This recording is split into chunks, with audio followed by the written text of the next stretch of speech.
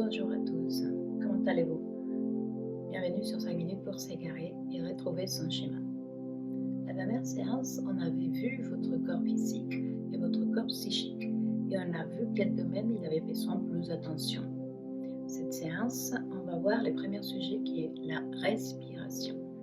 Il est très important et il est assez vaste, donc je vais le répartir dans plusieurs séances. Alors, en yoga, les pranayama, c'est la respiration. Les pranas, c'est l'énergie vitale. Et les yamas, c'est l'expansion de cette énergie. Donc, le pranayama, c'est une technique de respiration par laquelle on va générer cette énergie vitale. Alors, considérez que le stress, la tension, il va faire qu'on soit un peu plus replié. Et donc, ça va accourter la respiration parce que notre poumon vont être plus comprimés. Cette anxiété, donc, va empêcher que cette énergie vitale puisse circuler d'une façon plus correcte. Alors, par quel moyen l'énergie, les pranas, circulent-ils en nous? Donc, numéro 1, comme je vous avais indiqué déjà, par la respiration. Numéro 2, par l'eau. Et numéro 3, par les aliments qui nous nourrissent. Alors, quels sont les effets pratiques de ce pranayama et de la respiration? Donc, numéro 1, pour le corps physique, va désencrasser notre organisme. Comment? Quand on respire, on va remplir les poumons avec cet oxygène. Cet oxygène, après, il va être pompé dans les sangs par le cœur et qui va nourrir tout l'organisme et toutes les cellules de votre corps, permettant un bon fonctionnement et en les nourrissant correctement. D'autre part, les cellules vont éliminer leurs déchets, cette gaz carbonique, qui va éviter que des germes se produisent dans votre organisme, comme celui de la tuberculose.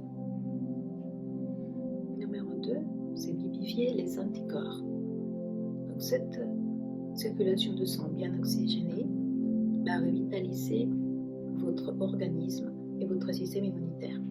Donc vous aurez moins de risques au niveau des maladies. Vous serez plus calme, moins irrité, moins fatigué. Numéro 3, il fait circuler les énergies. Parfois, on rencontre des personnes et on ne sait pas pourquoi, on les sent un peu lourds, ça passe pas, tout simplement. Ou même nous, on se sent parfois pas dans notre assiette, on ne sait pas pourquoi. Donc voilà, l'énergie est bloquée. Donc avec la respiration, ce qu'on va faire, c'est faire circuler cette énergie. Maintenant, les effets psychologiques. Donc, va aider contre la déprime. Car quand on est triste, on va se renfermer sur soi.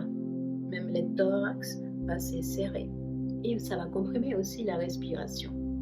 Donc, l'objectif, c'est ouvrir, avoir une meilleure posture qui va libérer cette respiration. Et on va se sentir moins stressé, on aura moins de douleurs aux épaules et on sera plus libéré. On va aussi atténuer les émotions. Car c'est vrai que notre estomac, c'est notre deuxième cerveau.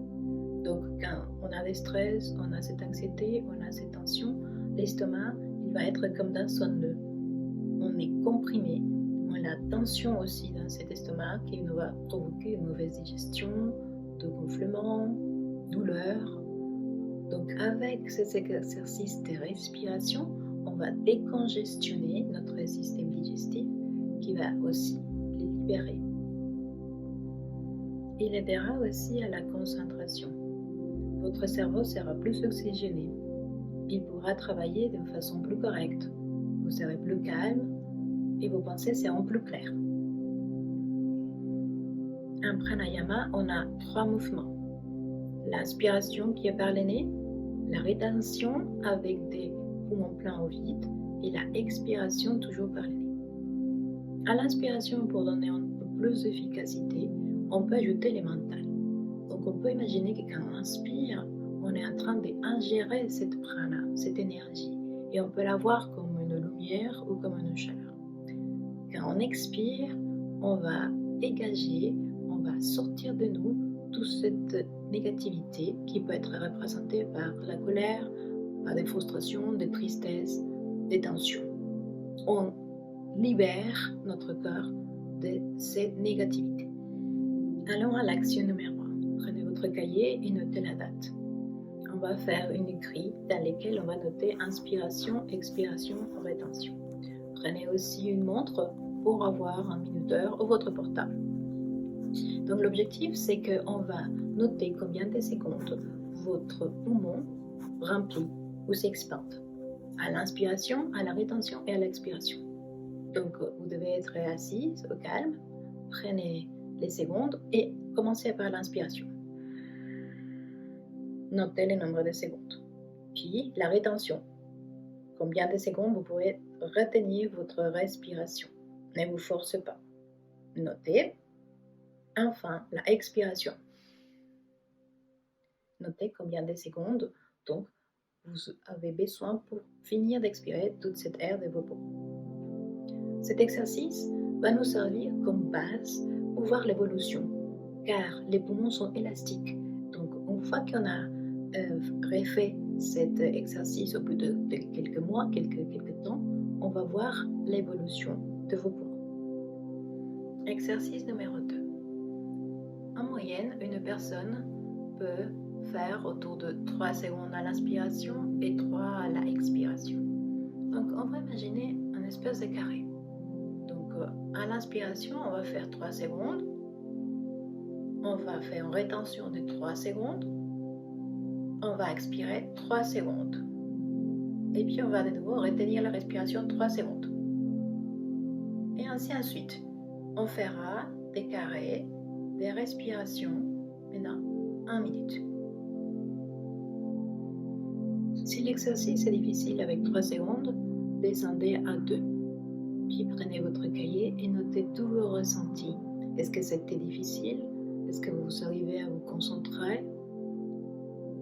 Dorénavant, c'est un grand changement qui commence avec ces petits exercices de respiration. Si vous avez de temps, que vous êtes dans la salle d'attente, si vous êtes dans la queue du supermarché, faites cet exercice. C'est très simple et vous allez commencer à avoir de grands changements. Je vous dis merci et à la séance suivante.